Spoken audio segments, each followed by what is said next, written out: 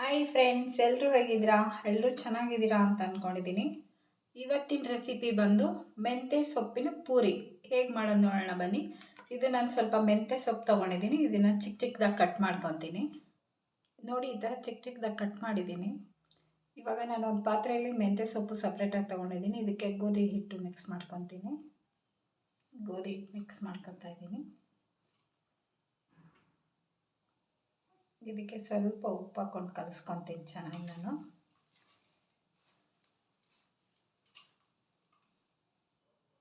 ನೋಡಿ ಫ್ರೆಂಡ್ಸ್, ಈ ಥರ ಚೆನ್ನಾಗಿ ಮಿಕ್ಸ್ ಮಾಡ್ಕೊಂಡಿದ್ದೀನಿ. ನೋಡಿ ಫ್ರೆಂಡ್ಸ್, ಈ ಥರ ರೋಲ್ ಮಾಡ್ಕೊಂಡು ಮಾಡ್ಕೊತಾ ಇದ್ದೀನಿ. ನೋಡಿ ಫ್ರೆಂಡ್ಸ್, ಈ ಥರ ಮಾಡ್ಕೊಂಡಿದ್ದೀನಿ. ಒಂದು ಪಾತ್ರೆಯಲ್ಲಿ ಆಯಿಲ್ ಹಾಕ್ಕೊಂಡಿದ್ದೀನಿ.